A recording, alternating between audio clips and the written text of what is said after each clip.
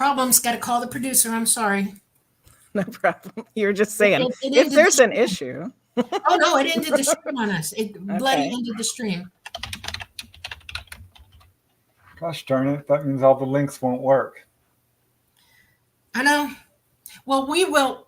Don't worry about it. Just hang in there, okay? Actually, it looks like it's on YouTube. Yeah, but it said in stream. Oh no, we are. Okay. Yeah, it's on there.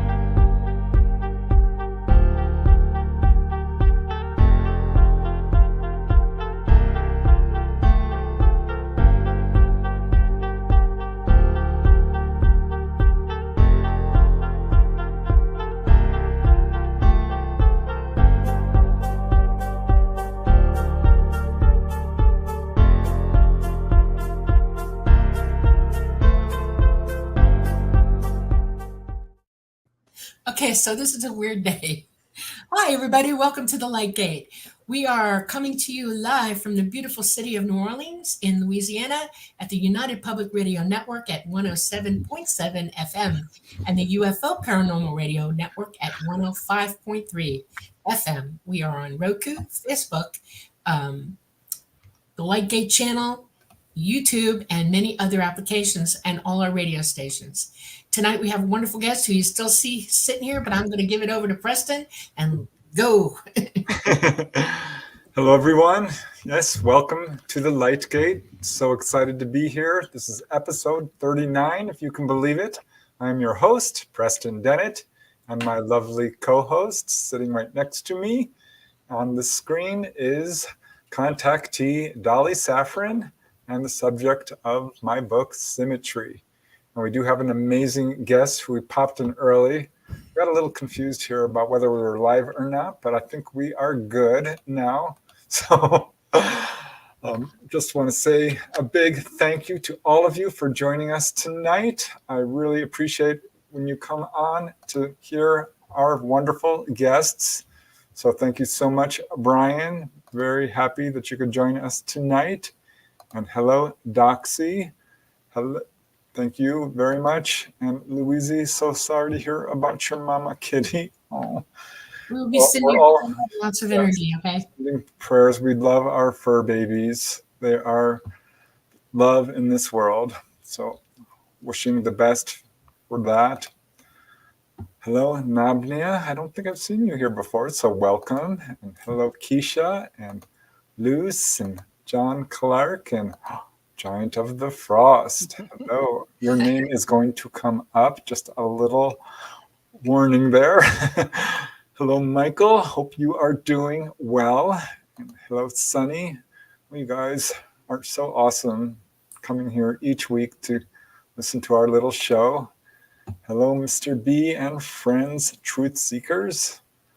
Namaste. You are awesome. Thank you so much. Your generosity knows no bounds and is truly appreciated. Hello, Lynn. Thank you for joining us. Who else do we have here? Goodness, just a Gen X dirtbag baby. That name always makes me smile. Hello, Susan. Hope you are doing really well. Surrounded by forests. I love that. Hello, Rad Peanut and Neural Channels. Oh, we have a nice big crowd here. Very, very exciting. Hello, Ruth Kleiber. Thank you for joining us. And Cheryl from Arizona, I guess. AZ. John P. Well, yeah, let's see here. John P. Adventures and Kason Lee and Star Orchid. Boy, you guys, you humble me. So thank you so much for joining us.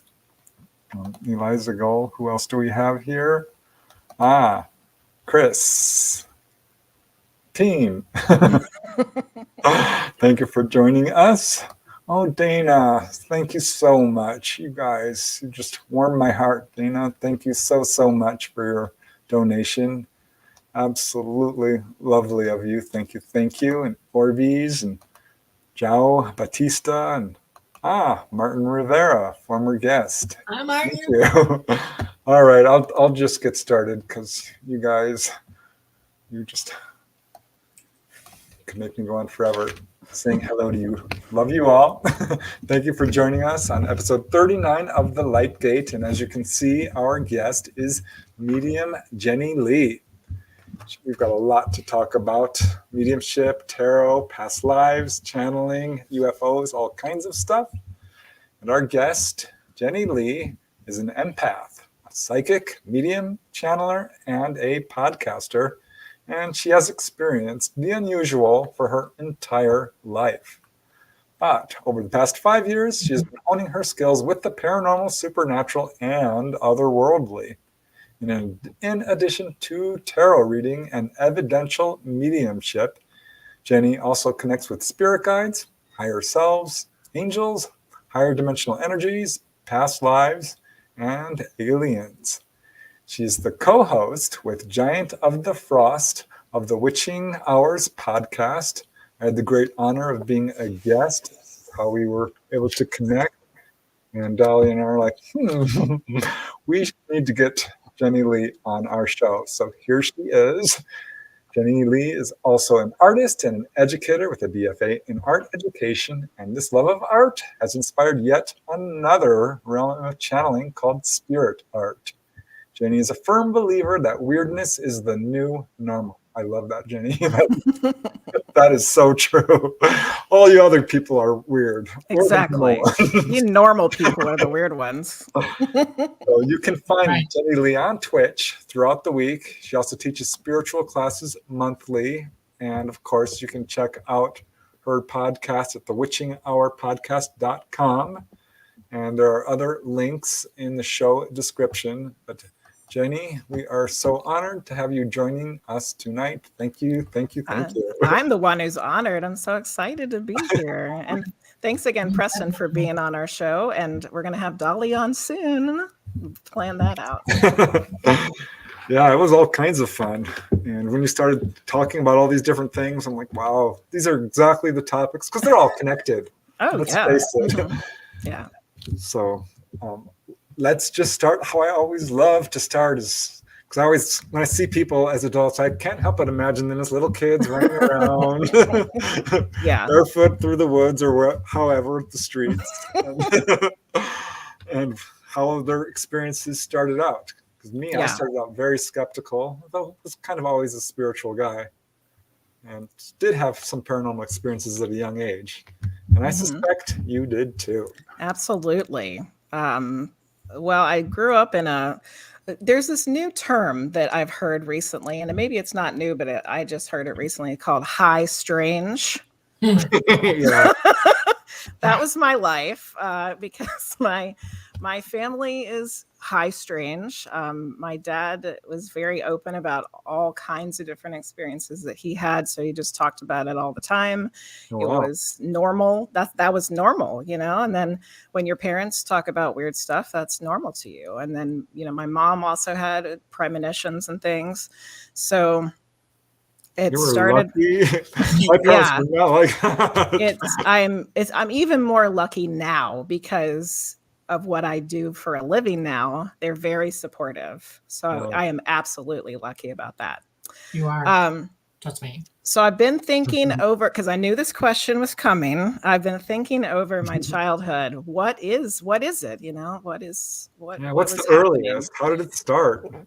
I remember being about 8, sitting in my room by myself with the door shut, playing Barbies probably, and knowing that I was not alone. I knew something was watching me. And looking back on it now, I think could have been anything, because now I know what's out there. It could have been anything. But I remember feeling at that time, and I think I even wrote a poem about it, that it was aliens. And why would I think that as an 8-year-old kid? Because, we talked about everything in my house, and we watched at that point in time, not very good UFO documentaries, let's face it, in the 80s and early 90s. No. So they were in my awareness, alien things were in my awareness, but to think that that's what it was, yeah. I think. I think it probably was. Just a sense of a presence then? Yes, it's like the knowing that there's something there that I can't That's a see. good way to describe it. Knowing. I use that term a lot. Mm-hmm. Yep. Yes, it's the knowing, claircognizance, just knowing. That's right. Yep. Yeah. So then we skip ahead some time. And then this was something I just remembered after watching you guys' podcasts. Wow. When I was about 18 or 19, I saw something I couldn't explain. I was still living at home. It was nighttime, but everybody was still awake. Like, it wasn't so late that everybody was sleeping. And I had been in my bedroom. I'd gone out and I came back. And when I came back in the door, the window was lit from the outside, like a spotlight was shining in it. And then and then what clearly looked like an ET head was in the window as a silhouette. It was a big, round, ovally head with a little skinny neck, and I could see the shoulders. Wow. And I freak out, like, wah, and I'm like yelling for somebody, come here, and by the time they get there, it's gone. So I was pretty scared, but I wasn't scared enough to not go outside and see what was going on. And there was nothing there. Oh, good for you. What city were you in and what year did it happen? This is in Virginia, Central Virginia. I was 18 or 19, so it was probably like 2000, 2001. Okay. Yeah. And I had totally forgotten that experience until recently. Do you remember what you thought? I mean, were you thinking ET or? Yes, I was like, that doesn't look like a person. That doesn't look like a human head. But my rational brain kicked in and was like, well, it has to be a person. But there was no one outside. Was it first floor or second floor? First floor. Okay. But there was no way for car lights to shine in. The way my parents' house sits on the road, there's no way a car light could have been shining directly in the window. Yeah. And the window sits up high enough that whatever was there had to have been standing. They had to have been very tall, or perhaps, levitating or something. Yeah. Well, it'd be one thing if it was just a face, but combined with the light, that raises a red flag. And the fact that I didn't think about this for quite some time. Yeah. That's another red flag, Jenny. That's contact. I had forgotten all about it. I haven't, to my knowledge, seen any very definitive UFOs. There's been things that I was like, what is that? But nothing where I could be like, that's none of these wonderful experiences where the people see the crafts from 100 feet or something. With all the little windows around them. Yeah, no, nothing like that. Yeah. No ET waving to me. What part of Central Virginia were you in? Chesterfield, which is just south of Richmond. Okay. All right. Wow. Yeah.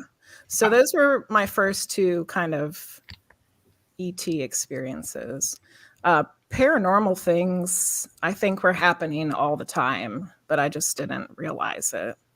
Yeah, well, I mean, why are you going to call it paranormal if it's normal for exactly. you? Exactly. My parents tell me when I was about 3, which I don't have a memory of this, that I would see a woman in my bedroom at night. But, and then my dad also used to see a woman in his bedroom at night when he was a kid as well. And we think they might be the same person. Wow.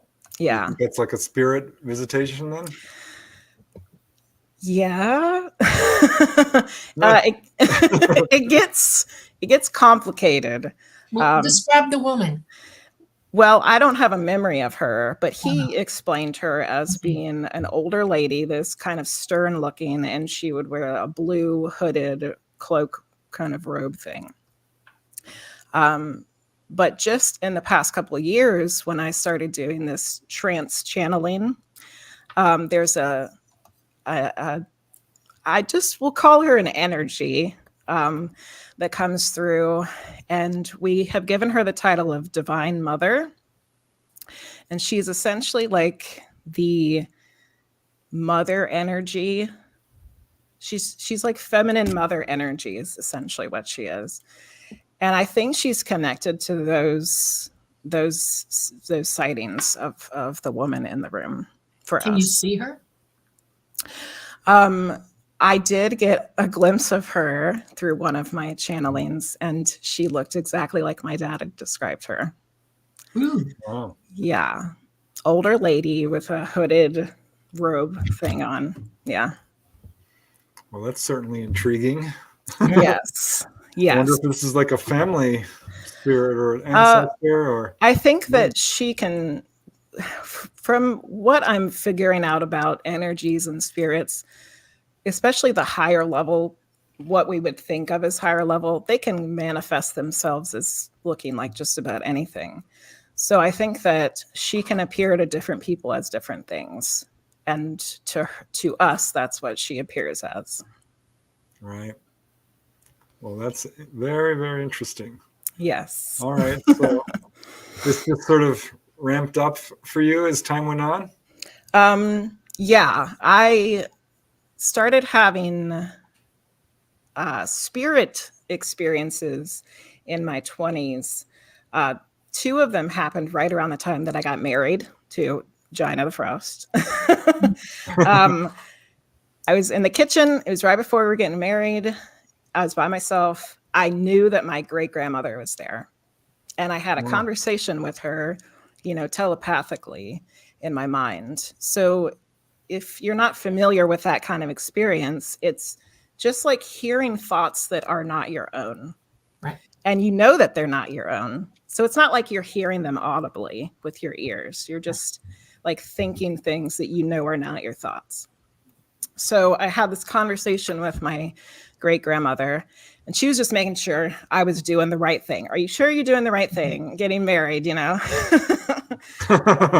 Clearly I did, because we're still together, and that was a long, long time ago. But then right after we got married, we were on our honeymoon in Florida, and we were driving, and we had a friend that had passed away when we were teenagers.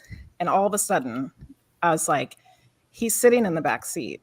Mm-hmm. And he wants to tell us congratulations. Like, he's excited for us.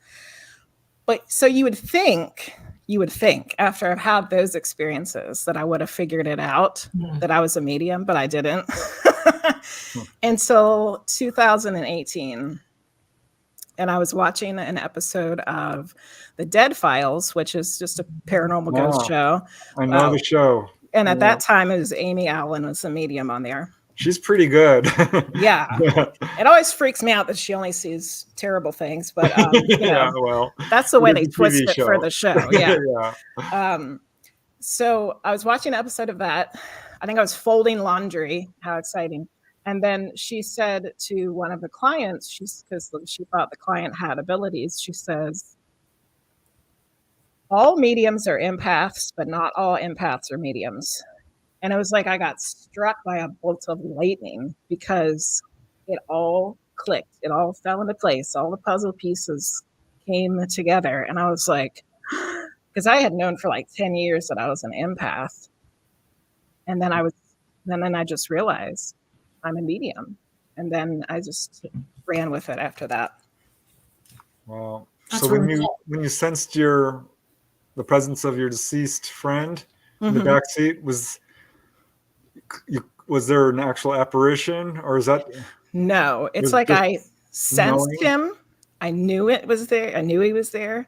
And then that same telepathic hearing in my mind of what he was thinking, but also feeling as well, like feeling the emotions. Because I imagine the spirits, especially of our loved ones, are around us all the time. Absolutely. And it must be incredibly gratifying for them to know that somebody's actually hearing me. Yes, yes. Because I had one experience, I think my first one where I ever had that personally, because my mom passed away when I was pretty young. I was 19. And it was, I must have been in my 40s. I was watching the Long Island medium. Oh, yeah. Mm-hmm. You know, I love Teresa Caputo. She's a riot. Oh, yes. And suddenly I heard, not so much heard, but like you said, a very subtle thought that someone was talking. Someone said, this next segment has a message for you. Oh. I thought, well, did I hear that? You know, Mm-hmm. but I heard it, you know, enough to pay special attention to the next segment. I think I may have mentioned this on a prior show, but it's just such a special experience for me because Oh, yeah. then Teresa Caputo, she's, you know, doing that thing with her lips. When she starts reading, she looks at the person. She says, "Does October 13 mean anything to you?" And it sure did to me. I started bawling because that's the day my mom died. That was the day she passed. My goodness. Thinking, oh my gosh. You know, that must have been my mom saying, you know, watch this. Yeah.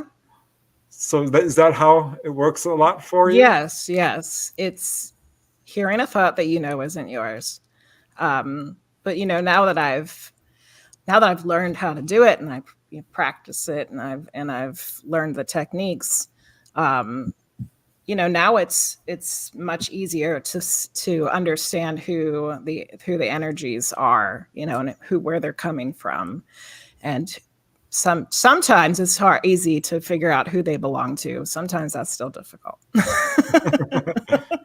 All right. So when did you transition to like, wow, this is kind of interesting let's get a little more serious about this?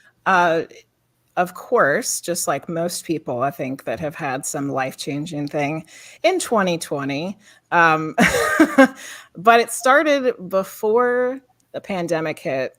I had taken a weekend course in mediumship locally, and then the pandemic hit, and then it was like, okay, well, now I got time to really focus on this because we weren't going to school as a teacher.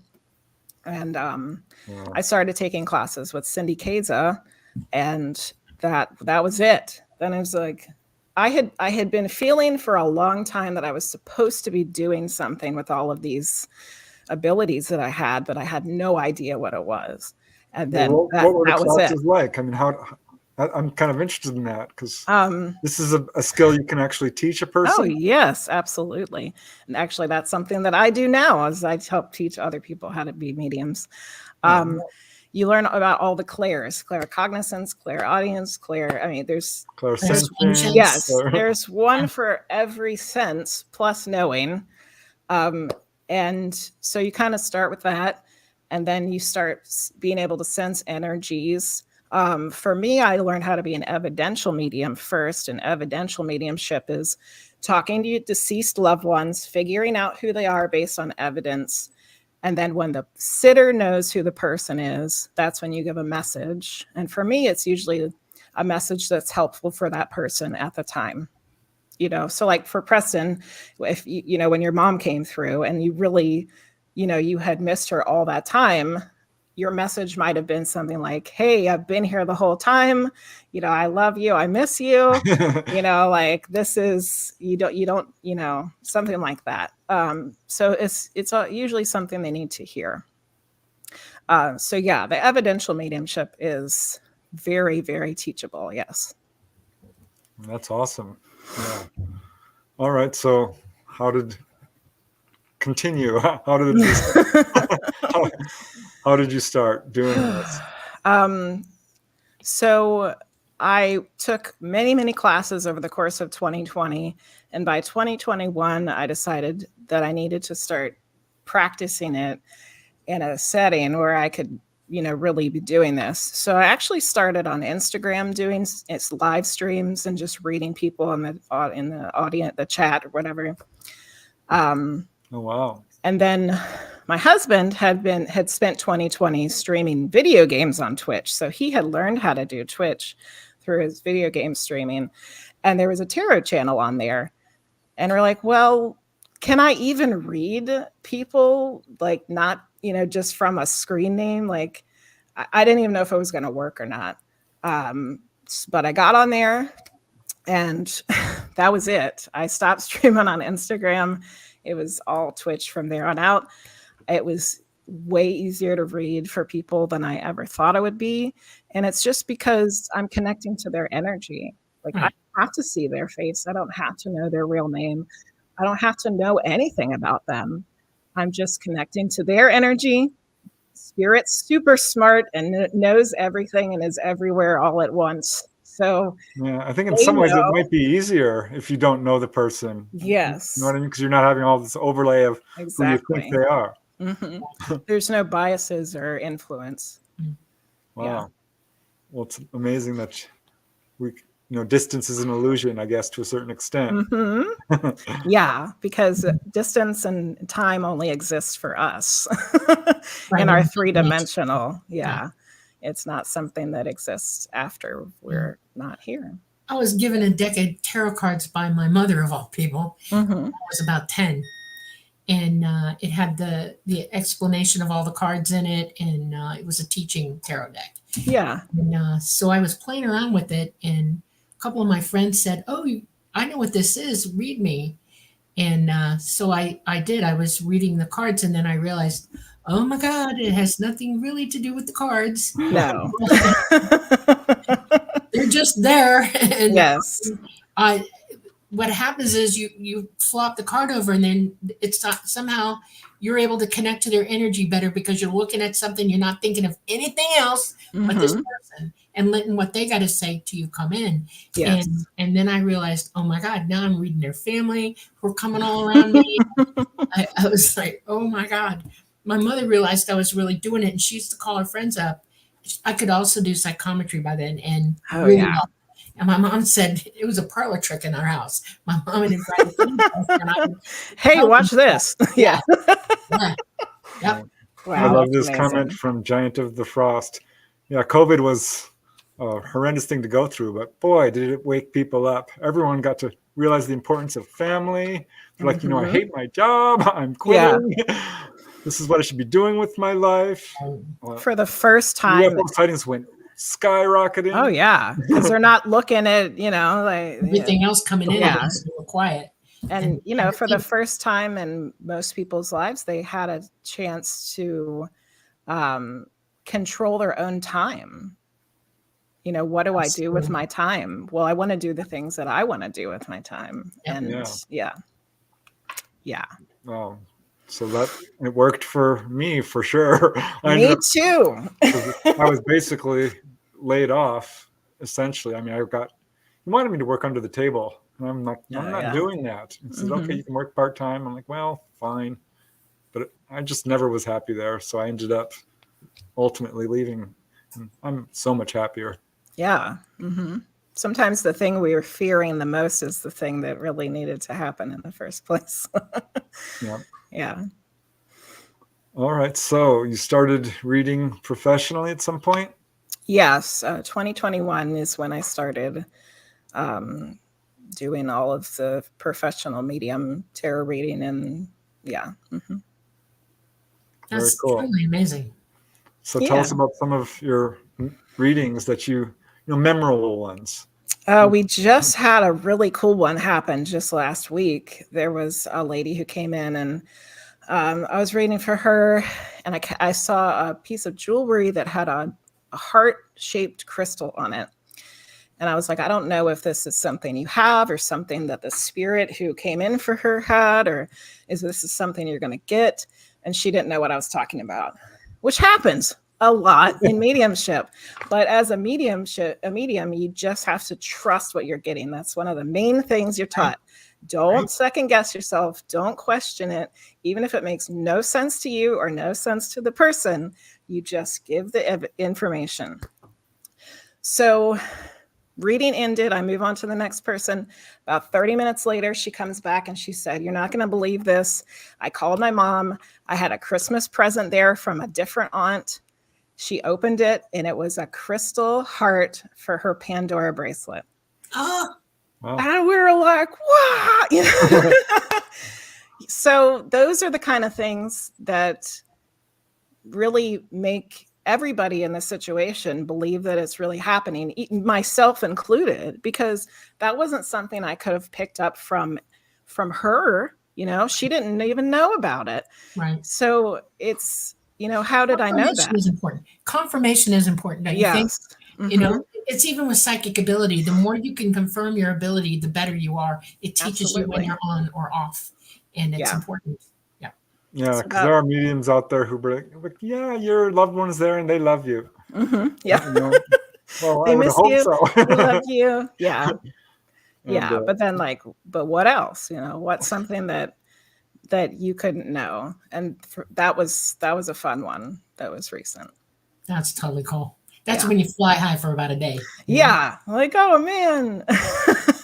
How did that happen? Oh, because I really was talking to her aunt that was on the other side. She knew that her other aunt had bought this thing for her. Right. Yeah. It's fun to connect with spirits because you just walk away from it feeling really good, because they're in a great place and their energy comes through to you. And even after the experience and what was told or not told or whatever, you're still high on that energy. And it's incredible. It's sort of like payment, honestly, payment for what you're doing. That's the way that I feel. A lot of mediums actually have the opposite experience where they feel really drained afterwards. Oh, And I'm not like that at all. And I think I've heard you say the same thing, Dolly, about when you have things happen, that when it's over for me, I have a really hard time going to sleep because I'm pumped up. I got all this energy. Brain's working 90 miles an hour. That's right. Yeah. Well, here's a question coming in from chat along with a wonderful super chat donation. Thank you, Doxy. So appreciated. And she is asking you, Jenny, do you mostly see visions as in pictures or do you hear spirit? Good question. I have all of it, really. My wonderful teacher, Cindy Keza, said, and she'll say this every time she does a reading for somebody, she says it's like playing Pictionary, charades, and telephone all at the same time. So you have to be able to. I get images. I'll see things. I'll hear them in my mind, like a thought. For me, sometimes a lot of it's the feeling, like that empathic feeling that I'm getting from them about their own emotions. But things that are different for me, past life things, I can pick up on for other people. And that's actually something I do, is past life readings for them. That's very different because when I'm picking up on a past life, it's almost like I'm remote viewing through time to this life. And I see it as like I'm watching a movie. And it's usually I'm watching it through the eyes of the person that I'm reading for. So that's very different. Yeah, there is no time and space in psychic. And I learned this young because I have many past lives that I absolutely spontaneously remembered very, very young. And when I started picking up other people's past lives, I realized that your consciousness remembers everything. Okay. And it knows when it was past and forward as well. It's out of the time slip. It's not really here with you. It's indwelling your body, but it's still out there. And, I was picking up, you could almost read their entire existence if you let it happen from way back when all the way up to present, and sometimes one or two into the future, which freaks me out when I see that. I'm afraid to tell them, I don't want to get riled up because, we're working karma out right now, and to tell them that is almost, at odds with it. So I remember my first glimpse of a past life. I was probably, we had just moved from Illinois. We were in a camper, all 8 of us, traveling across the United States, and we drove by this used car lot, which they have those little triangular flags that dip over and flap in the wind. And I'm looking at them, think, gosh, I remember that from somewhere. And I think I know what you're going to say. It burned into my brain, and it was a couple of years later when I saw Mount, Tibet. They're everywhere. Those little flags. Yeah, they're little prayer flags. And Everest. Yeah. And that's when I instantly remembered I was a monk or an initiate of some kind, really into, I guess it's Buddhism. I don't really know, but the feeling that used car lot gave me brought me back to that past life. Yeah, China Frost has a past life of the same place, same thing. Yeah. Oh wow. Yeah. So what about you? What are some of your past life memories? I'm curious. So, before I got really serious into all of this, when I was just starting to get into what I lovingly recall the woo-woo things, I went to some past life meditation. It was not like it wasn't hypnosis. It wasn't a regression. It was just a circle of people who were meditating, trying to remember past lives, facilitated by somebody who knew how to do it. And one of my most profound ones, where I knew like this is what I'm seeing has really happened to me because it was so emotional, was I was a young girl in the frontier of America somewhere.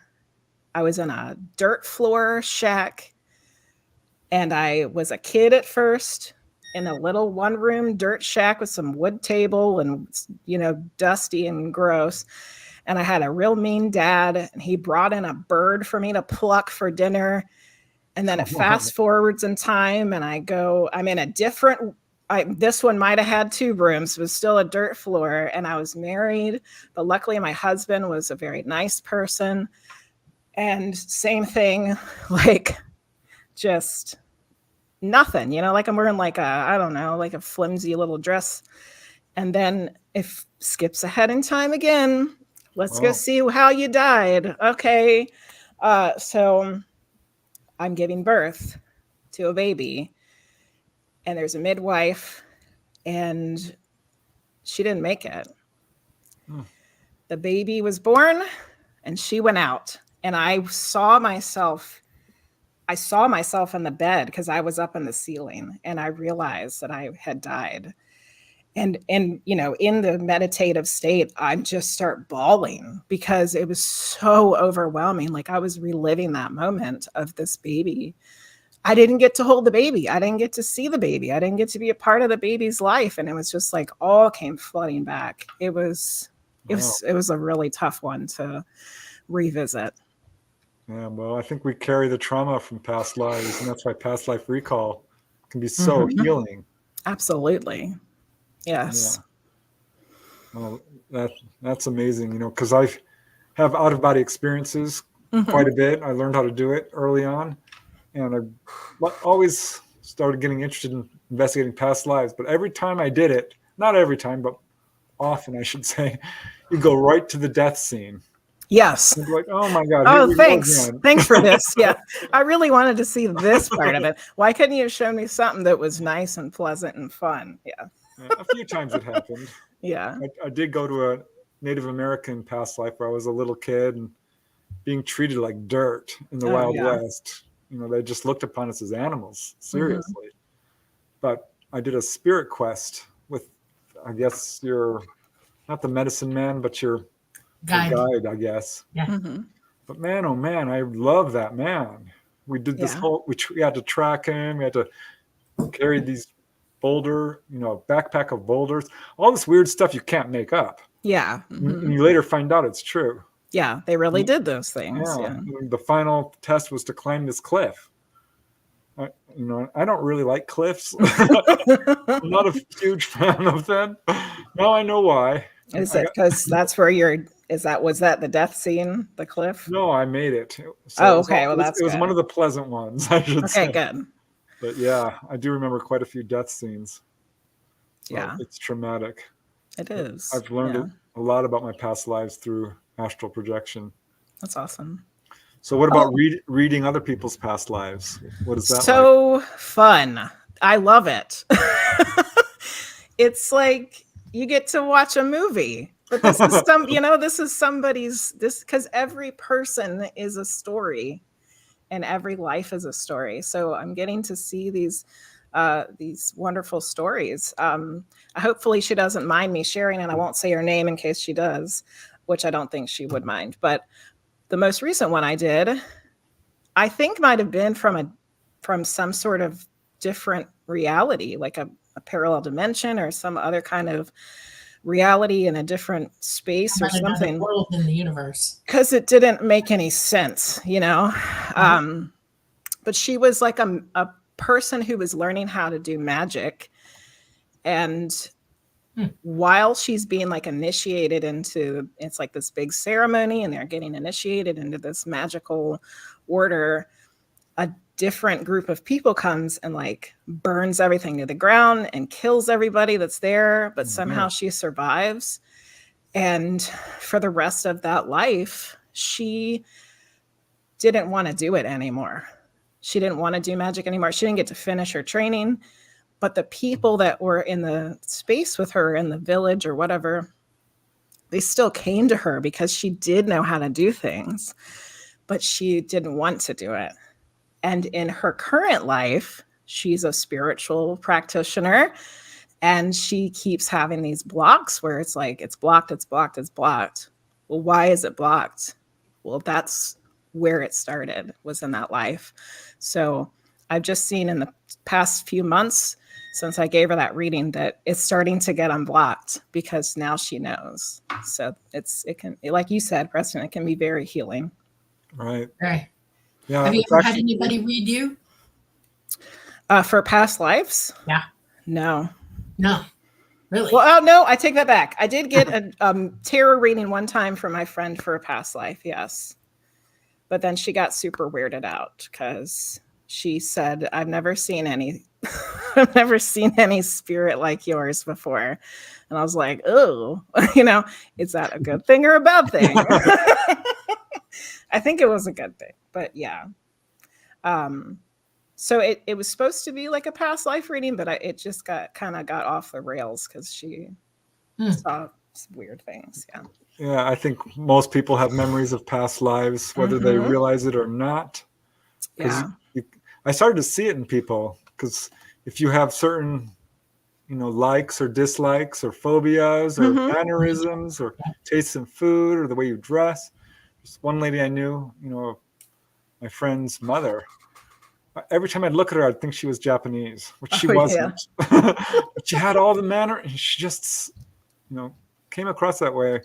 And she ended up really loving Japanese stuff. I'm like, I knew it when I went to her house. You can. So if you want to know your past lives, that's one way to immediately connect to it. I worked with a young girl one time at a retail job, and she was obsessed with Pearl Harbor.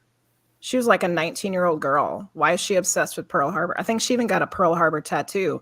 And she was going to get a job as a flight attendant because she wanted to go to Pearl Harbor. She's like, I have to go there. And I'm like, well, in my mind, I'm thinking, well, I hate to tell you this, kid, but it probably means you were really there. Yeah. There was a show on TV about kids' past lives, and I'm so sad it was canceled because it was riveting. I think I watched that too. It was, yeah. Man, because it's so amazing to see little kids saying these things that are just beyond their years. Yeah, knowing things they couldn't possibly know. Yeah, my last life, I won't tell you who I was, but I had the one before this one. Strangely, it was short. Okay, I wasn't very old when I passed, and it had to do with music and singing and all that kind of stuff. And I literally woke up when I was about 3 years old singing what I sang then. Oh, wow. And I knew all the words to everything. I could almost speak another language. And by the time I was 10, my mom was playing old movies on TV, and this person came on the movies, and I was like, oh!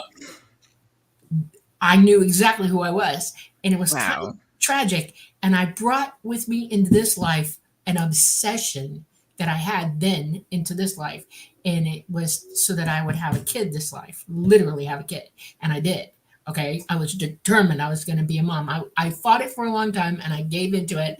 I was 32 when I had my child, but I was fulfilling my last life's what I wanted to do.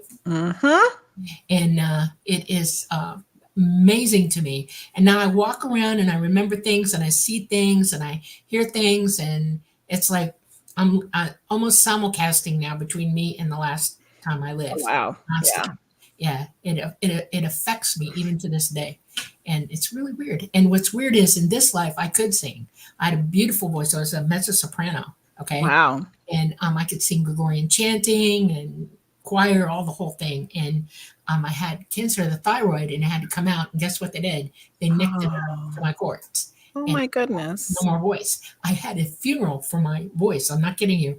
And then it hit me profoundly. I wasn't really supposed to sing, but I was given the chance to fulfill that one too, because I sang what I wanted to sing. Okay. Oh yeah. But now my path is different from that life, and I finally accepted it and moved on. Yeah. Yeah. You gotta try different things in different lifetimes, even if you don't wanna. That's how you grow. Yeah. What's cool about it is that's what I tell people who want to know about their past lives. You know, it don't look at it as like trying to remember who you were. Remember why you were, and what did Yeah. you fulfill, and what didn't you fulfill, and what do you want to do now about it?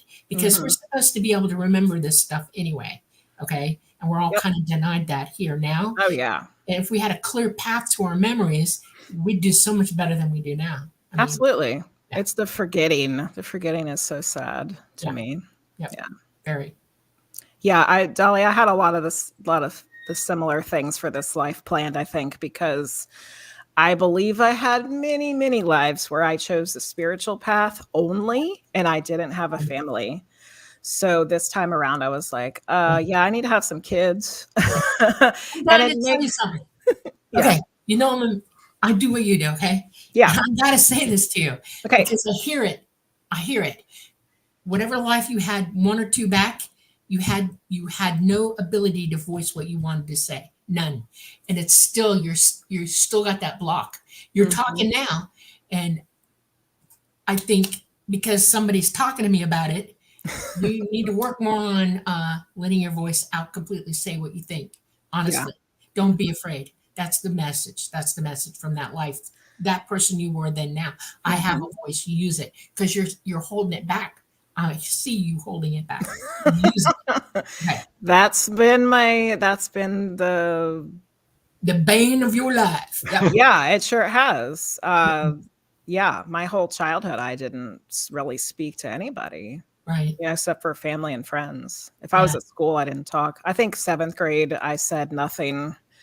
And then one time I had to read a paper in front of the class, and the kids were like, "What?" Oh, You no. know, like, "Wow, you know, she's smart. She can talk." You know, they thought I was, you know. Yeah. I knew what I was going to do from a very early age. Oh yeah, With 5 brothers and sisters, like everyone's looking like, what am I going to do with my life? I'm like, well, I know what I'm going to do. I'm going to be a writer. I'm going to tell amazing stories. I didn't know it would be UFOs and the paranormal, but I knew it was going to be amazing. and you are, and you did it. Yeah. Well, you know, when you're following your path that you're supposed to, the red carpet rolls out, the doors It does. open. All the pieces fall into place. Right. Absolutely. Yeah. Yep. Mm-hmm. This For is totally sure. cool. Okay. I believe that So to be true. can you OBE? Can you go out of body at will? I don't experience it like Preston does. Okay. But I do all the time when I do my channeling work, Okay. and that's on command. Yeah. Oh, I want you to talk about this. I want you to all about it. Okay, go ahead. Okay. So Okay. we'll go back a little bit. So I learned evidential mediumship. I was doing it already. I'd been doing it for probably about a year and a half. And then I was doing these meditations, these long meditations called sitting in the power. Yeah. So I was like sitting in a dark room by myself, and all of a sudden I felt like, whoop, I'm trying to leave. And I'm like, I don't want to. Like, I'm scared, stop. But then I took a trance mediumship workshop with a fellow medium that had been in classes with. And I learned that there shouldn't be something that's scary. And this is how you do it. And this is, what you can do with it. And so I started trying it. And that's exactly what I was supposed to be doing. And that's exactly what I was feeling in those meditations. So when I do a channeled reading, I ground myself, center myself. I connect with the divine, with spirit. And then I just let myself step away and I float out kind of like the top of my head. And to me, it feels like I'm a balloon floating in space. Okay. And I'm tethered to the pole of which is my physical form. Okay. And depending on how far I get in the trance, I can be close or I can start drifting further and further away. And the further and further away I go, the less I remember of what's coming through in the channeling. I choose not to do a full trance where you're not conscious at all of what's happening. Mostly because I like to know what's going on, but also I usually do that in my own, like I'm by myself in this space with no one here to call me back. Yeah. So I don't want to be unconscious of it, because then I might be floating around out there for a long time. And I kind of do need to come back at some point. I got other things to do, you know. That's amazing. Yeah. See, I have, my contact is Tala, and he's a fifth dimensional entity. And I worked with him for so long, I realized at some point that I'm constantly in contact. It's never broken. Yeah. Okay. And he can talk to me anytime he wants, and I can talk to him back and forth. He comes and he goes. Sometimes he's hanging around and sometimes he's not. But when he's there, I instantly can hear him, and he'll get interested in my conversations with other people sometime, and he'll interject. But I've never, ever allowed him, unless we're flying, to indwell me at all. Yeah. We meet somewhere in the middle. He's not really indwelling me. Our consciousnesses are out, and we mingle that way. Yes. I've never allowed another entity ever to enter my life. In mediumship, that's called blending. So your energy's blending with his energy. Yes. And I thought about it for a while, and I thought I entertained the idea of trying it, but I am to fly, I have to be very, not controlling. I'm very detail oriented. And I think I'm so detail oriented and studying everything all at once that it can't happen. You know, yeah. I don't think I'm capable of it. Well, I think it's also a choice too. Like, if you don't want to, then that's not something you should have to do if you don't want to do it. Yeah. Right. Exactly. But that's what I'm doing when I channel. I'm bringing in the energy into my physical form. So how many people have you channeled? And in what circumstances? I mean, tell me about the coolest one. I don't know how many, because I stream a medium tarot stream twice a week on Twitch. And almost every time there's at least one channeling, if not more than one. Wow. Okay. Over the past year, maybe a little over a year at this point. We have higher dimensional energies like the Divine Mother I was talking about. We have one we call Great Spirit, because he's kind of like the father energy to the mother energy. My weirdest one personally is Peter the Apostle, which I don't even like to say out loud because it sounds ridiculous. Wow. But and the first time he told me, I said, "What was your job in the living?" He said, "Apostle," and I laughed at him. Because I was like, no, you're not. Just because your name's Peter doesn't mean you're the Peter the Apostle. And over time, it was like, no, he really was. No, if you're a powerful figure in spiritual history, there's no reason why you wouldn't want to continue to reach out. So he's the guy that we make spirit art with. Oh, cool. Wow. He comes in and he makes art with us, and he tells us messages that are important. And he likes to make abstract art. Here, I just want to give a shout out to just the Gen X Dirtbag Baby. Thank you for the amazing super chat. Oh my gosh. Dropping that money. Truly generous of you. Thank you so much. In the bills. Nice. Yeah. All right. Well, here is a question from Doxy to you, Jenny. And she is asking, during a reading, can you see if someone has had ET contact? Up close and personal. I probably could if that's something that we set an intention for, but that's something that comes through in the channeling. That's another major thing that comes through in our channeled work is ET stuff. And the first ET experience we had was for a sitter who's in the chat, actually. Luce is the person. Oh, wow.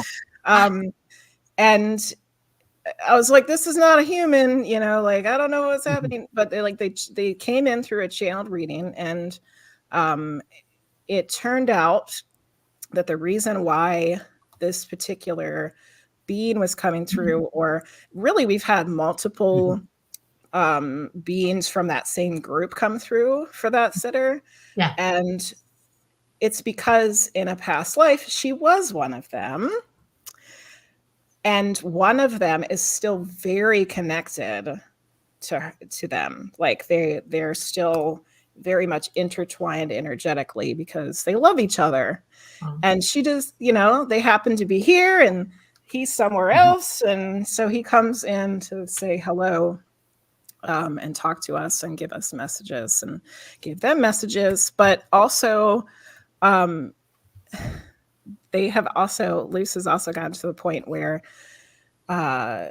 they are starting to be able to communicate with that being on their own. Oh, cool. Yeah. That's totally cool. Mm-hmm. That's totally cool. I have a burning question, okay? Yes, ask away. Okay. And it's because I've sampled this a little bit. I want to see what you think about it, how you feel about what you've been doing. Every now and then I'll have somebody come through me to talk to somebody else. And they either get right up in my face or in the side of my ear, blah, blah, blah, blah, blah. And then I start seeing them. And then I can smell them. I can taste what they have in their, whatever flavor they're thinking about or whatever's, I can almost smell perfume sometimes, that they wore constantly, whatever. I get all these physical feelings from them. And it's like some are very powerful and I have to tell them back off from me because you're taking me over. And I wonder, do you experience that at all? Yes. All of those are all the clairs that we talked about at the beginning, like this, you can smell things that aren't there and taste things that aren't there. Yeah. And you can feel things physically in your body. During an evidential medium reading, I usually do ask, how did the person pass? Because that's usually a good piece of evidence that helps identify the person. And when I ask that question, I feel it physically in my body. They take me to the place where something went wrong, there's heart or lungs or something as well. Yeah. That's got to be a little bit concerning at times. It for me, it's never bad enough where it's like painful. Like I might feel like a twingy kind of pain, just enough to get my attention, but I don't ever feel like something terrible, Those aren't the ones that wear me out. The only time I get worn out by it and I don't, it's unhappy for me, but because I have to have time to clear myself of the feelings is when a tragedy has occurred. Yes, those can be very difficult. Yeah, they are very difficult. And most of the time they come at me through another person in the family and it's just occurred and they're asking me, where are they? Oh my goodness. Alive or dead. And most of the time I can tell you instantly what happened, where they are, all of that. But it eats me alive if they're young ones. Okay? Oh yeah. It eats me alive. And it seems like in the last couple of years, that's all the ones that are calling me for help. And it's bringing me out. And I had to put a stop on it in myself. I had to go push it back and say, you know what? I need a break. This is way too much for me. I've got all this going on and I push it back now. Yeah. And every now and then it'll come at me that I know that I must say something, but it's weird. Yeah. Unfortunately, the times we're currently in, our current time space continuum is that there's a lot of young people that are passing from, suicides and drug overdoses and fentanyl and all these terrible things. And I got to go see Cindy Keza in person doing a group gallery reading. Wow. But unfortunately, most of the readings she did were suicides and drug overdoses. And wow. So, man. It's awful, but can we also get it together, as a human race? Can we quit sliding back into like these terrible things and there's, it's got to get better. It has to. Right. That's my opinion. So what do you think about physical mediumship? Because, there are mediums who it's very different. Table tipping and I have never experienced a physical medium working in my, in person. I know a fellow medium who is learning how to do physical mediumship. Oh, wow. So, I like her and I trust her and I know that she is like for real. So if she's experiencing those things, I tend to want to believe her. But some of those things I don't know if I believe them, just because I haven't experienced it myself. Like the ectoplasm or the apports or like those things that a physical mediums do. Seems to take a certain kind of physiology, I guess. I don't know. I'm not saying it's impossible because I think anything's possible. Well, when you do a reading, do the spirits hang around, or have you had like to clear your house because spirit keeps bothering you? Well, when Dolly was talking about how she's kind of had to push it back, I wanted to tell her that was perfectly fine, because as someone who is able to communicate to spirits, when they know that, they come. They want to be able to communicate with somebody who can hear them or see them or get a message to so-and-so. So you have to learn how to set up boundaries. You have to be firm with them. That's right. When I started this at 3:00 in the morning, every night, it's like, somebody's there. And I'm like, no, you guys, I have to get up in 2 hours. Can we please? You're not doing this right now. So I learned that it took consistency, like being stern about it, setting those boundaries.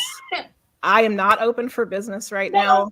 I'll turn the open sign on when I'm ready. I'm going to tell you, Preston has mediumship abilities. Okay, he sees people. Okay? Happened, yeah. He can interact with them, and he's had to get up. He'll get up in the middle of the night. OBE. Okay, and he's walking around the house, and they're all in the house. Yeah. Oh, yeah. He was telling us about that on the Witching Hours. Yeah. And he's like, out, leave, goodbye. And it is amazing to me, and he doesn't want to say he's a medium, but he is. I know he is. Aww. He's got that ability, like, wow. And it's like, when you have to clear your house every night because they know you're there. Never live near a cemetery either. I've learned this, okay? Because they all show up. You're in the house the first night and they're all hanging around going, hey, how you doing? It's like, I don't know what happened to you. You want to move on? I can help you move on. Yeah. And some say yes, and others run away and come back and haunt you after that. Well, we need to take a quick station ID break. So start thinking of other topics. I want to hear more about the whole spirit art thing. Okay. And do you have any with you? Let me do the station break. I'll grab them while he does the station break. Okay. All right. Hold on a second. All right, everyone, you are listening to The Light Gate. This is actually episode 39. I am your host, Preston Dennett. My lovely co-host is Dolly Safran. Our guest today is Medium Jenny Lea. And in fact, if you check out the show notes, you can go to her website and her Twitch channel and all the other amazing things that she is doing currently. And we are streaming live on United Public Radio Network 107.7 FM from the beautiful city of New Orleans in Louisiana. Also from the UFO Paranormal Radio Network at 105.3 FM. We are on Roku. We are on YouTube. We are on Facebook. And we are beaming out to the stars, so all the ETs and spirits can watch us too. And yes, our guest tonight is Medium Jenny Lea. We've been talking about her early experiences with channeling and perhaps an actual ET visitation when she was a teenager, and all kinds of exciting stuff she's done with her mediumship. And we've really just begun to scratch the surface.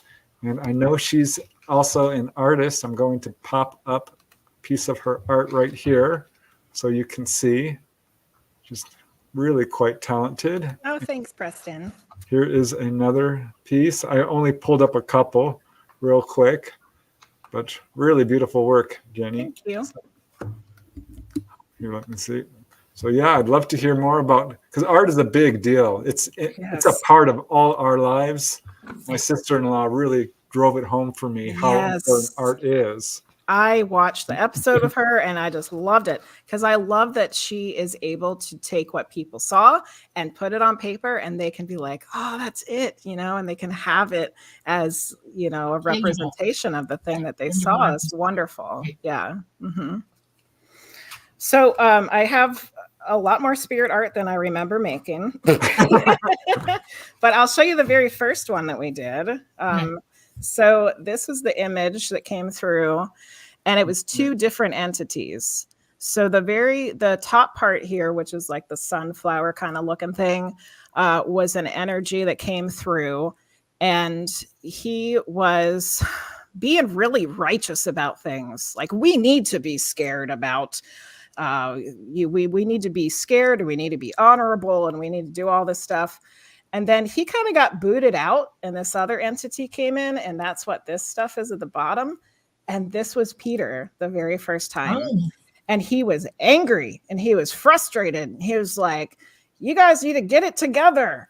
But he also was like, this guy's full of, you know what? For those who can't see it, because there are some people who are just watching on radio, it's a beautiful orange kind of flower, and below is some more, I'm not sure how I would describe it. Very like energetic, jagged kind of scribbles in different colors. So then we end up kind of going through what came through together, and we come up with a final message. So this one was reaching for source from the chaos of earthbound life. Oh, wow. Peter was angry and sad about the human race and what was going on here. Yeah, so that was the very first one. That was our first introduction to Peter.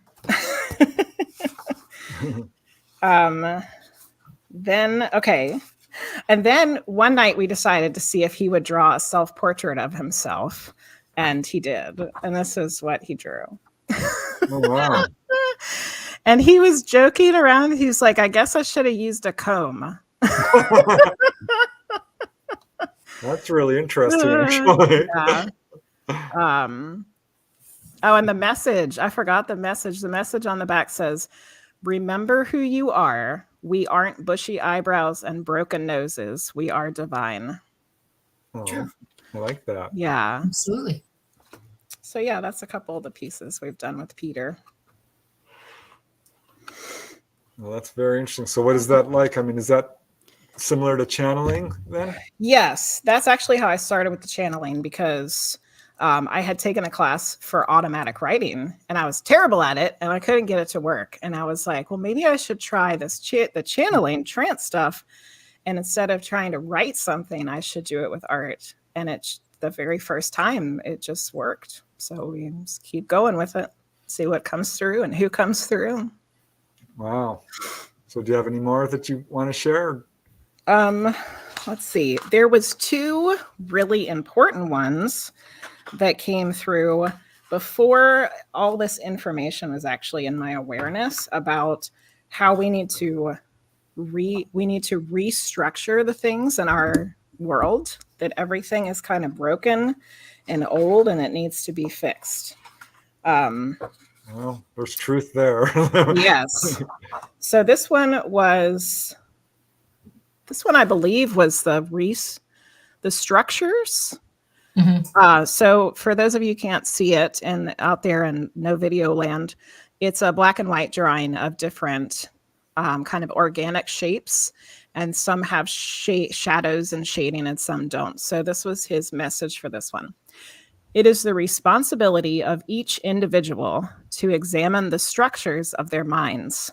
If a structure is flawed, rebuild it. Keep the structures that are helpful and bring joy. That's cool. Yeah. And then there was another one that went with that one, but I don't think I pulled that one out. And that one was it was also about restructuring things and changing things to make it how we want it to be, and not how we think it should be, because it's always been that way, you know. You guys will enjoy this one. This was the last one we did. This is from October, and it got really weird and crazy. It's a lot of weird shapes and squiggly things and things that don't fit together. But basically what he was showing us was that which, you know, in the woo-woo world and maybe other places too, there's this idea of there's a shift happening. And I know Dolly talks about it because she's talking about the physical shift of our world with the poles changing, but there's also a spiritual shift that's going along with that at the same time. So he's talking about this shift that's coming, but what he was drawing in this one was he was saying that all these different energies and beings have shown up here to watch it and to help us. Yeah. And so that was you know the old saying, as above, so below. Okay. Mm-hmm. Yeah. And ET taught me when I was growing up that everything that we do energetically on this planet goes through dimensionally all the way through. Mm-hmm. And that there are beings actually living in the dimension with us that we're not aware of, because we're not wide open psychic yet. Yep. And we're not seeing through the rifts in the dimensions, but we're all on top of one another. So everywhere you live, there are beings that live there with you all over this world and throughout our universe. And because of what we're going through right now, it's affecting them as well as it's affecting us. Only they're capable of dealing with it way better than we are. Yeah. We used to talk about having guardian angels and stuff like that. They're really showing up now, and people are talking about seeing, hearing, and feeling things. And it's a positive, oh my God, you need help right now, than anything else. People are also talking about hearing voices that are saying, we need to fix ourselves now. It's become a broadcast, even all over our planet. And people are talking about it. They're saying, I feel this, I hear it, I know it. Yes, you do. Yes. You know? And that's what was happening with that spirit art, with the structuring and the restructuring. Like, you guys have to figure out what isn't working and you need to fix it right now. Yeah. All right. So can I pop up a few questions that have been added? Absolutely. Bring them on. All right. Here is one from Louise.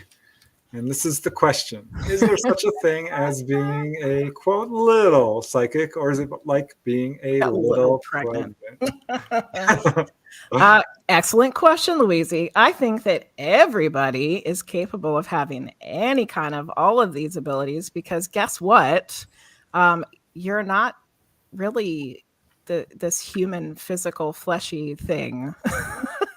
Your spirit, which Dolly likes to say, indwelling in this fleshy thing, right? So because we are all the spiritual energy of a conscious whatever, you're absolutely capable of having any and all of the abilities that are possible. Right. And I think that really we're meant to be, because that's what we are. But we've been conditioned for generations and centuries and thousands of years that that's not acceptable and that's not real. We're also polluting our bodies, which is bad. Yeah. And even the ascended masters all the way through time, Jesus Christ himself said, be clean. Okay. Clean yourselves up. Yeah. Drink the good water, not the bad. Do things that make you pure and help yourself. It's mentally too, not just physically. And emotionally. Dropped all of the bad stuff. That's right, because it's clouding your ability to go outside of yourself and hear what's really going on. It's important. All right. Well, here is another question then. And this is from JB3 Nun. Do I do dream interpretation? Do you do dream interpretation? Good question. I've been able to interpret people's dreams to what I think is pretty good ever since I was like a kid. Somebody tell me a dream, I'd be like, well, you had that dream because of blah, blah, blah. And they'd be like, oh, I didn't even think about that. So yeah, I can do it most of the time. But, I really do think that sometimes we just have dreams that are just a hodgepodge, a jumbled up mess that you're not going to be able to understand because your brain's just, processing the data that you had through the day. But there are plenty of other kinds of dreams that are not really dreams too. Yeah. Yeah. Well, that brings up a comment from Dorothy Hawkins here, who says, I had a future self dream one time that was so real. I believe I was there. So what do you think about probably were, Dorothy? Dreams that can be precognitive. Not in Kansas anymore. That's right. No, yeah, Dorothy, you weren't in Kansas anymore. You were in future life, future self life. No, I absolutely think that we can do such things. Your consciousness, your consciousness, who you really are, does not live in this timeline. And outside of your body, outside of the third dimension, it does exist simultaneously while it's indwelling you. It's still in source. It's really hard for our logical human brains to understand all of that, but that really seems to be what's happening. And in the woo-woo world, we call that higher self. It's your higher self. Your higher self is the consciousness that's aware of everything and all the lives that you've had and all the lives you're going to have, because really all the time is happening at the same time. Yeah. Which my brain can't figure that one out still, but it's not supposed to. I asked that same question. Talata gave me an answer. You want to hear it? Yes. He said it goes with why we're here. Okay. He said, you live in source. And before you came out of source, you knew everything. Everything. The problem with that is that you can be an educated idiot in source, not wise. Okay. And we come here to learn to employ what we're doing and how to use the information that we have. And the more wise you become in each lifetime, the better chance you have of not coming back here ever again. So your consciousness does know all this stuff, and it's constantly trying to talk to us and tell our physical mind, hey, pay attention, hear this. Which I think for the average person who isn't into all of this, that's what they would call a gut feeling. Right, exactly. Yes, it's an intuitive gut feeling that I think every single person has experienced that before. Yeah, absolutely. For sure. It's the same thing. On. That's right. Yeah. Yep. All right. Now, there are a couple of people who are asking, do you do live readings on the air? And, I believe you do that. Yeah, that's what I do on right? Twitch. Yes. Right. On Twitch on Wednesdays and Fridays, Wednesday mornings, Friday nights. That's what I do. Yeah, that's what I do. Okay, that's what I thought, because there are people who are like, can we get a reading now? And I don't want to put you on the spot. Because... come to the Twitch channel. All right. Or you can, I do offer personal readings too. But yeah, Twitch is fun. We have an awesome community, and there's always some craziness happening. So. All right. So you guys who are asking for readings, definitely check out Jenny on her Twitch channel. You can connect with her through the links and get a reading directly from her, which I am sure would be awesome. So have you ever done a reading where it's negative, or you're learning stuff that, gosh, how am I going to tell this person? This is bad news. Yeah, because some people's loved ones on the other side weren't so nice in the living. We all got one of those, I think. So sometimes they're the one that comes through. For the most part, those are when those readings happen, which I think we just had one of these this week, or last week. The person is starting to realize that they weren't the nicest person in the living, and they're trying to make up for it now. But sometimes there's been people that have come through that are still not nice. And it's either I shut it down or I ask the person, the sitter, do you want to hear from this person? And if they do, then awesome. If they don't, then we can just let it go. Yeah. One of the things that I learned really young is that there are entities surrounding us that are not nice. Yes. Like to call them demons and things like that. But they're literally wandering around, growling, angry, blah, blah, blah, blah. And when you come in contact with it, the best order of the day is to say bye. Out of here. You don't give them your fear. You don't give them your energy. You don't give them your time. Don't feed them at all. It's like, exactly. Yeah. All right. Well, we have more questions. If you're, here is one from Karen Camacho. Have you ever sat to do a mediumship reading and nobody came through with that person? Like, sorry, no messages for you. There have been times where it seemed like that might happen, where I'm like, it's a little empty today. But usually somebody does come through. One of the hardest things that I have happen is someone will come through, but the person in the living didn't really know the person that's deceased, because they died when they were a kid or they died before they were born. And nobody talked about that person, apparently, because the person that I'm reading for doesn't have any information about them. And that happens a lot. But I think the wonderful thing about that is to realize that your loved ones, whether you knew them or not, are really keeping up with you. they're watching, they're hanging out, they want to see what's going on in your life. Like you're just as important to them as if you would have known them in the living, because they come through all the time. That happens all the time. I like to imagine them all sitting up on a big long cliff in their lawn chairs, and there's a fence to keep them from coming over, but they're watching. They're all partying, and they're all they got their popcorn. Yeah. Yep. So how do people find you on Twitch? I believe we have it in the notes, but it's Medium Jenny Lea. Lea, not a E. All right. And if you go to my website, which I know is in the link, the chat, the YouTube notes, my website has everything on there. Yeah. All right. Well, I will pop up another question then. Okay. Here we have one in nice, easy to read caps. Thanks, Fun Talks TV. And here's the question to Jenny. I have been wondering this forever. If people actually reincarnate, why do some spirits come through after numbers of years and not move on to the next life? That's an excellent question, one of which Fun Talks TV, I'm always wondering about myself. And I think it has to do with what Dolly's been talking about tonight, and also what we've been saying about time and space too. There's always a part of us in the source area, the source layer, that never comes here. So that higher self energy has experienced and knows all of the different lives that have come through. I do also think that there are times when people choose not to reincarnate, or they don't reincarnate for a certain amount of time. And then I also think that the time issue also is happening, where because all times happen at the same time, really, Fun Times TV, you're really in every life that you've ever had, every life you're ever going to have, all at the same time. Yeah.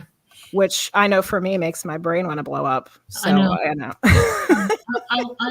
I OBE'd to the Akashic Library because I wanted to see, just what it is it said about me and how does it do that.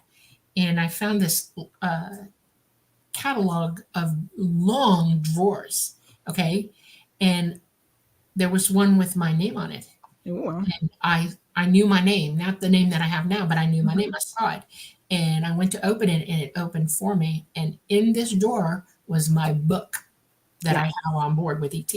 Mm-hmm. It's like, And I took the book out and I put it up on a table and I flipped it open. And the very first thing I saw freaked me completely out because it was source. I was looking at source. I was like, and I didn't know what to think. I sat there totally unable to communicate anything. I just was like, staring at it. And the next thing I know, I hear a voice, and the voice is the All Mind, okay? And it just said, turn the page. I thought, well, that was simple. Dummy. And I turned the page. And then the next thing I know, I'm involved with everything that I need to think about, literally, from lifetime to lifetime to lifetime, that I'm either not getting right or I'm planning on working on. And then I realized that I was taking time between lives sometimes, an extensive amount of time, to be there to learn what I needed to learn again. Where it's like re-review it. In other words, life in review. Absolutely. Really comprehend how boneheaded I am from time to time. And I think that's one of the reasons we do wait, because we have to decide what it is. I mean, you can't keep dragging issues over and over and over again and learn nothing. Hopefully not. At some point, you got to debrief and say, okay, I got it now. I don't want to be challenged with this again. I really understand it this time now. Can I move on to something else? And of course you're going to, and you just have to figure out what that is that you want. I don't think we come here blind. I think we come here knowing what we're going to. And I think we gather that information and we work on it before we even get here, because everything we do, for every action, there is an equal or opposite reaction. And there's 1,000 different ways you can respond.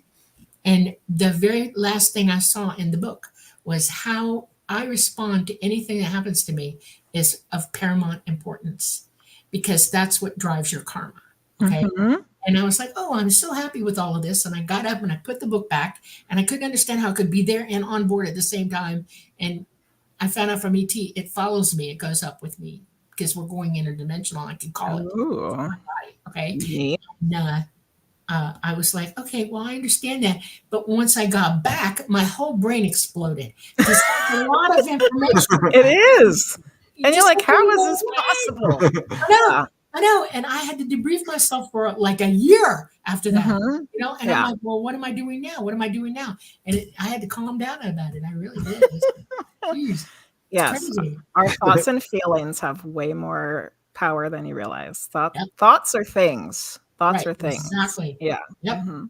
All right. Well, here's a question that pertains to all this from Doxy. Jenny, do you see the book? I see one just prior to OBEs, and I can flick through the book. The book consists of snippets and movie scenes. I can stop and watch it like a movie trailer. I think she's kind of talking about what Dolly's talking about, that like Mm. Akashic Records kind of. Right. Yes. So yes, I've been to the Akashic Records many times. I've seen my own space before, and recently when I do past lives, that's actually I go there first, and I get taken around to wherever their book is, or I think a lot of people have more than one book. Sometimes I think people got a whole little section, and then I see the book I'm supposed to get. I pull it off the shelf and I open it, and that's when the movie starts. Yeah, Wow. It's amazing. It's really amazing. I mean, it's amazing. it Yeah, I've is. been to the Akashic Record twice. It was difficult for me to get there. Yeah, I had a real hard time, but boy, once I got there, it was amazing. It was for me. It was is. all about past lives. They showed Mhm. me a bunch of them. But I'm Yes. going back for sure. And I know we all go there. For those of you who are like, oh, I've never been there. Yes, you have. Yeah. We're going. We all go there every night. We just Yeah. don't really remember it. Not conscious of it. Yeah. I have to pop this comment up from Rad Peanut because it makes me laugh because I've had this. I have a lot of precognitive dreams, but sometimes I don't remember them until they're actually happening. Yeah. And I Deja had vu. I've had it actually where the event will pass me by, and then I will remember having had precognition of an event from the past, which I don't even know how to call. I call it retro precognition. Because, how do you explain to someone, oh, I had precognition of something that happened yesterday? It's ridiculous. Yeah. It just goes to show how our minds work and what time is, and how mediumship and channeling and how you can connect with people. Yeah, absolutely. Do you often get events from people's future when you're doing readings for them, or is it more just like connecting with their spirits? Yeah, sometimes future things show up, like that jewelry thing I was talking about earlier. There was Right. also another time where it was actually for the same person we were talking about earlier, Luce. They and their husband are cat rescuers. They have Mm. work for a cat rescue. Aw. And I was reading for them, and I got this image of a cat, and I'm like, this is cat. And they're like, I don't know what cat you're talking about. We ain't got that cat. And then literally like 2 minutes later, gets a text from the lady who runs the cat rescue. Hey, I got this cat you need to come get. And it was the cat that I saw. So it was like happening in real time, but it hadn't happened just yet. Yeah. You gotta love this universe. Yeah. Spirit knows what's up. Absolutely. We don't know what's going on, but Spirit knows. All right. Well, the questions are coming in fast and furious. Thanks, guys. I actually love doing questions, so Yeah. it's fun to come in. engage. And here is one from Karen Camacho. And this is a good one because this is kind of an interesting question. She's asking, how does spirit know their living loved one is sitting with a medium and it's time to pick up the phone? Because they know everything, Karen. I hate to tell you that. They're with you all the time. No, Yeah. that freaks people out. They're like, what if I'm taking a shower? Yep. But no, like the way that it seems to work, and I don't know because I don't remember from when I was there, but they can be everywhere all at one time. So you're putting that thought, you're putting that emotion, you're putting that intention out. They pick up on it and they sense it and they feel it and they hear it. And that's when they come running, Yeah. and that's when they connect. Everything is interconnected, and we're connected to everything, even across the universe. There are people that are good friends with. They're living lives across the universe, and you can still connect with them. Yeah. All you have to do is think about it, and boom, it happens. Those little protons are really neat little communicators, and they just boom, and it actually turns on. It's instantaneous. It's like you put your radio down on the dial to the frequency you want to pick up, and then you turn the handle on, and boop, it's there. That's what you're doing psychically. You're tuning in. Poof, there it is. Instant. Okay. Let me pull up another question. Here we go. Fun Talk TV. Sorry, when he does it, it kills me. Is that the one we just answered, though? About why do some spirits come after a number of years, but not new? Yeah, we did that one. Oh, okay. That may have come up twice there. Oh, yeah, because then they said sorry for the spam, so they must have said it more than once.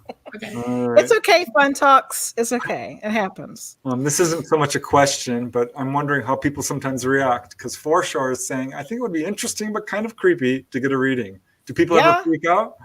Some people are very nervous about it, anxious, like, oh, who's going to come through and what are they going to say?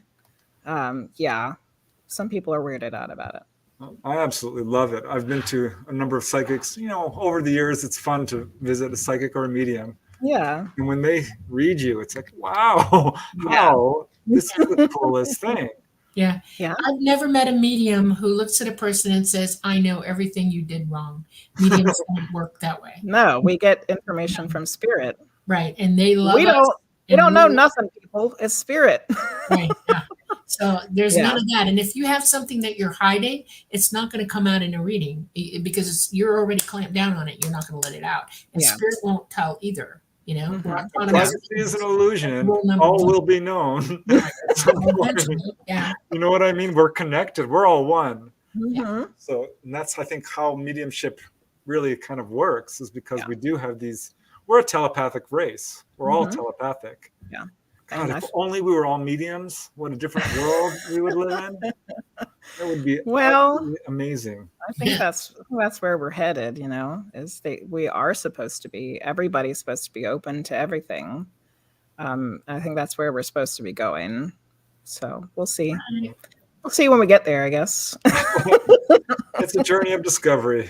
Yeah, sure is. Learning. This is life, Earth school. Yeah. Yeah, it's a hard school. Adventure is every day. Graduate. All right, here is a question from Rad Peanut, who is asking, sorry if it was already asked, I don't think it was, but do people who don't believe in reincarnation still get reincarnated? Excellent question. I've got my own thoughts about this one. I think so, because it's not what you believe when you're here, because that's not what's really happening. Right. I've had many spirits come through who said to me, I did not believe in this when I was living.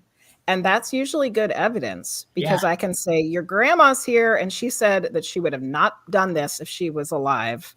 Right. And they're like, oh yeah, she was, super religious, or she went, she was Catholic or whatever. So it's not, not related to the reincarnating thing, but definitely spirits come through who didn't believe in this in the living. Mm-hmm. Yeah. All right. Good. Very good. Here is, and we've got lots of questions. I love this. And this is from Doxy, and she's asking to Jenny, during a session, have you ever become physically freezing cold inside your body? I do have a lot of physical sensations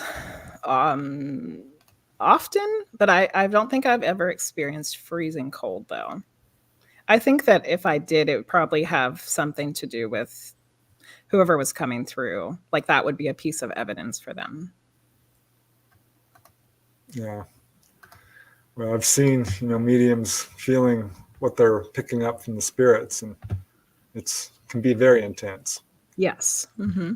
Okay. What else do we got going on here? Okay. any question is okay. So I guess I'll bring this one up, even though Kentron Chameleon is asking, hello, Preston, Dolly, and guest. What do you think or know about the ETs that were seen at a shopping mall in Miami, Florida? And I'll just pop in first on this one. Okay, go for it. I am the UFO guy, and I am skeptical. I think this is something that's blown up in the media way beyond proportion. A strong police response at a mall happening is not at all unusual, especially in these times. The information that's coming out on it is very conflicting and an enormous amount of CGI. This is just the skeptic in me. I can't say I've talked to firsthand people who've been there. I've listened. I'm tracking it, but this reminds me of some of these other events we're seeing that are just being blown out of all proportion. Mm-hmm. I don't think there are 8 foot tall or whatever they are aliens walking around in the Miami Mall. That's just my pure intuitive response. I haven't done an investigation. I'm waiting for someone to actually investigate it. What if they really want to go to Claire's though, Preston? They want to Aunt Annie's pretzel. Does happen. I mean, you never know. Yeah, that's the way I feel about the video stuff. Is like, I want to. It's like I feel like the X-Files. I want to believe that it's real. I want to be able to see a video of one, but like, it's probably just somebody made it. Well, if you look at the pictures and the videos, the pictures especially, the people in the picture with the 3 tall people, they're out of proportion to the room. And one of the people isn't even looking at them. They look like they're overwalking them. And it is human nature to notice something that anomalous in your way. And everybody would have turned. And I've seen it personally happening in real life where you go, dang, nobody noticed them. Okay? Yeah.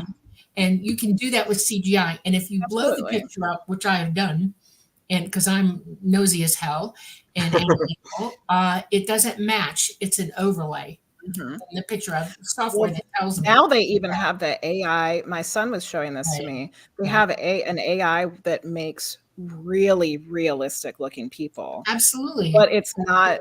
They're not real people. Like those people don't exist. Right. But there's always one thing. It's like, oh, the lady's got 6 fingers. That happens in real life here. Or her foot's turned sideways or something, I also know that I have people in Miami who talk to me regularly. I'm from Miami, okay?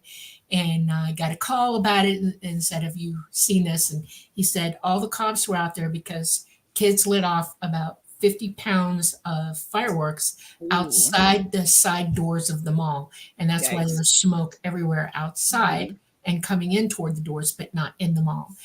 You also have to understand that this is Miami, and they've had an incident 3 weeks prior to that where, and then in the past where people have been shot up and killed in that mall.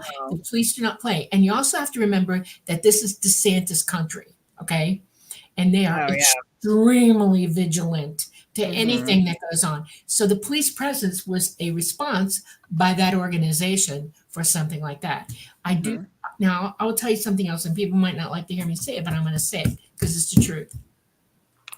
We want to believe when we hear things, like you said, but without evidence, without critically eyeballing it and researching it yourself so you know the truth, you shouldn't be going on what anybody says because we're the gossipy bunch of humans ever. Okay. And gossip has a tendency to change person to person to person. So what the first person said ends up being 8 miles out of what the third person said or the fourth, fifth down the road. Yeah, we used to play that game at school, telephone.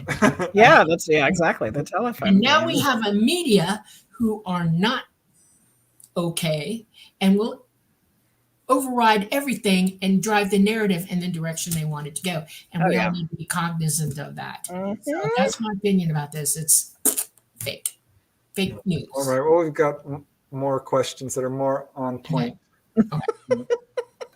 We may have talked about this, but Gina DeFrost is just putting an exclamation point. Future life regressions. Yes. So that does come up, right? I did do one for someone. Yes. And I've looked into one for myself.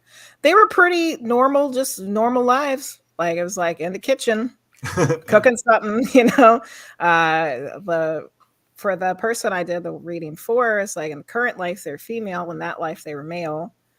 And for me, I was like this really cute Scandinavian lady with a very handsome Scandinavian man. We were in a ski lodge. So I'm looking forward to that life. Maybe it'll be John of the Frost again. I don't know. Probably. We do seem to reincarnate with our group. Yeah. That comes up a lot. All right. Here's a question from Rad Peanut. Thanks, guys. I love these questions. She's asking, what could a knocking on the door when no one is there mean? Many things, I think. Yeah. Could be some spirit or energy trying to get your attention. Exactly what I thought. Yeah. We know that. Yeah. But you also have to try to debunk it too. Is it something that's making the noise? Is there a raccoon knocking nuts on your door trying to break you, you know? That can happen, or a woodpecker or a bird or some other night creature like a cat trying to get in. But if you know that it's not something and you're like, I don't know what it was, and it could be somebody trying to get your attention. Yeah. Right. And I would give advice here. Y'all need to stop being afraid of this stuff. If you're knocking on your door, investigate it. Don't be afraid. Go to the window, shine a light, go look through the peephole, you know, turn the light on so you can see the light come under the doors and anything moving around behind the light. I mean, investigate it. Don't sit there and go, oh, figure it out. Okay. All right. Well, we have a good 15 minutes left, so I'm going to try and get through some of these questions. I've got about 14 lined up. 10. Liana King. Bigfoot. Have you had any Bigfoot? Love Bigfoot. Oh, good. I love Bigfoot too. I just introduced my younger children to Harry and the Hendersons the other day. I have felt Bigfoot's presence, but I have not seen it. But I felt it twice. Yes. Yeah. Well, Bigfoot is real. I've done my research and had my own encounters, so I absolutely am a believer. Yes. The big old Bigfoot. That's a whole topic we could do a complete show on. Absolutely. All right, Dorothy Hawkins. Do people who collect old things, antiques, also collect energetic imprints left behind by others? This is an excellent question, Dorothy. And I can tell you, we just spent Saturday at a haunted location, the Hanover Tavern here in Hanover, Virginia, for a Paracon. And part of the building was built in the 1700s. And I can tell you that as I walked through the different rooms, I could pick up on the energy of every time period that existed in that space. So yes, things and places hold residual energy. But does that mean that if you bought an antique elephant statue at a thrift shop that you brought home, like, grouchy old lady? Most likely not.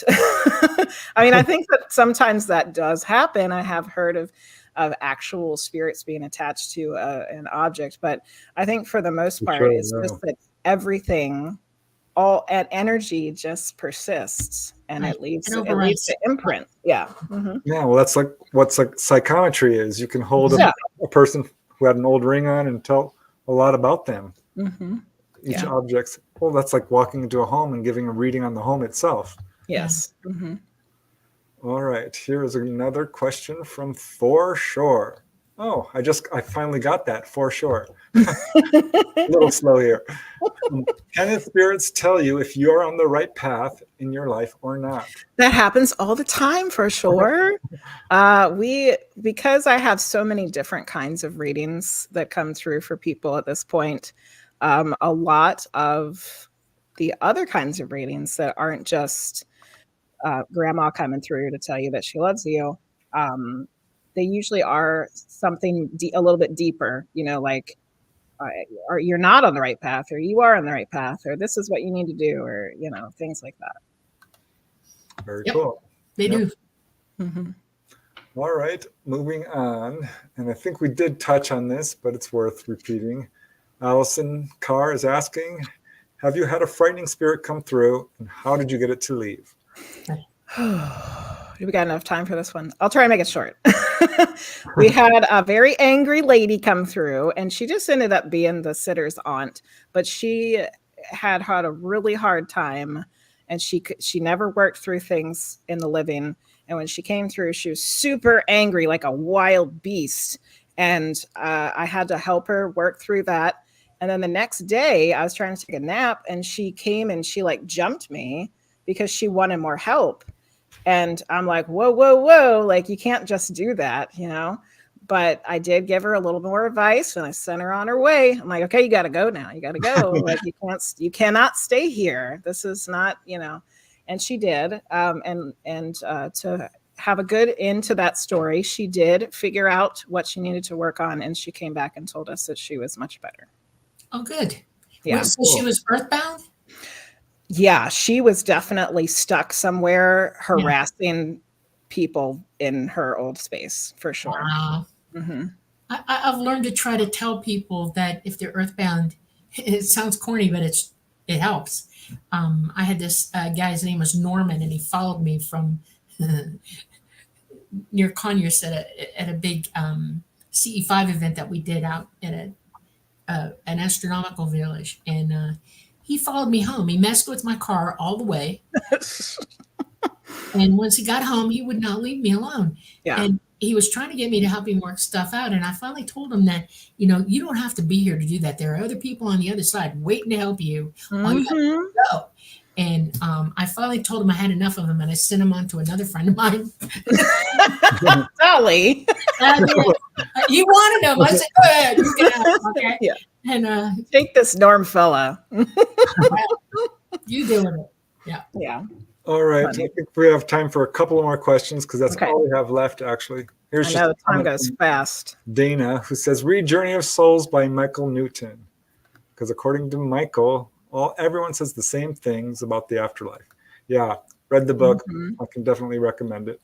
But here's a question from Gerard Levesque, who's asking if a deceased loved one has already reincarnated. How is it possible for a medium to contact them? I find this hard to believe, but I can say that most people who pass on wait for their families They do. to come along and join them. But yeah. Yeah. What are your thoughts on that? Well, I mean, I think the majority of time people wait for their families to get there. I have tried to tap into, I got an old picture of a really old relative from like the early 1900s, and I tried to tap into her energy, and she wasn't there anymore. Like, she's already here somewhere doing something else.